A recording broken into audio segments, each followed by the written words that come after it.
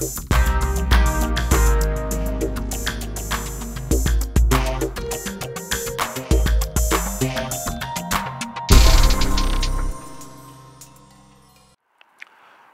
et bienvenue ici à Moscou pour l'étape russe de ce tour du monde des enseignes françaises.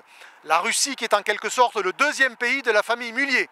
Auchan, Leroy Merlin ou encore Decathlon, ces trois principales enseignes sont en effet très présentes.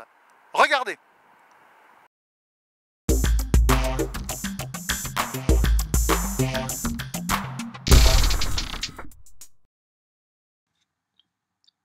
La Russie traverse actuellement une sévère crise économique. Le PIB est en baisse de près de 5% et le rouble a perdu 40% de sa valeur en un an.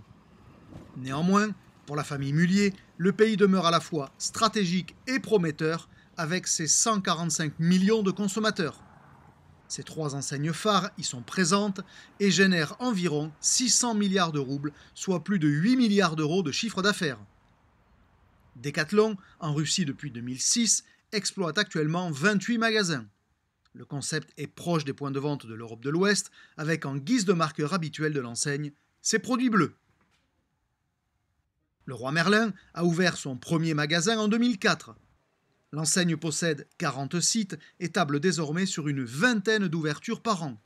Pour accompagner cette croissance, Leroy Merlin vient d'ailleurs d'annoncer la construction d'un nouvel entrepôt de 100 000 m². Mais comme souvent, c'est Auchan qui a ouvert la voie dès 2002. Le premier hyper a ouvert ici, à Mytishchi, à une vingtaine de kilomètres au nord du Kremlin, au niveau du 5e périphérique. Grâce à un trafic qui atteint jusqu'à 25 000 clients quotidiens en fin de semaine, Mytishchi a rapidement intégré le top 3 mondial de l'enseigne. C'est d'autant plus impressionnant que le prix moyen de l'article est 2 fois inférieur à la France, ce qui signifie donc des volumes 2 fois supérieurs à Vélizy par exemple. Particularité d'Auchan en Russie, un concept très sobre qui rappelle parfois davantage un entrepôt qu'un hyper, mais un concept qui permet un niveau de prix imbattable. Les allées sont larges, le mobilier sommaire et les rayons hauts. Tellement haut que la surface de vente fait également office de zone de stockage. Dans cet hyper pionnier, la théâtralisation se limite à l'étalage de la marchandise, notamment via de nombreuses tables de fouilles. Pas question donc de concepts spécifiques pour les arts de la table, le textile, le rayon vin ou encore la parfumerie. Reste que depuis l'origine, Auchan a néanmoins légèrement revu sa copie. Dans cet autre hyper moscovite, plus récent, le vin bénéficie du meuble à case déjà déployé en France et l'enseigne a rassemblé lingerie et parfumerie pour créer un univers femme. En revanche, guère de changement dans la volonté de proposer tout sous le même toit.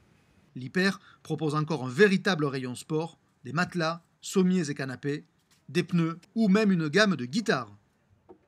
Autre format exploité par Auchan en Russie, le petit hyper avec City où les paniers remplacent majoritairement les chariots et le supermarché avec Attack.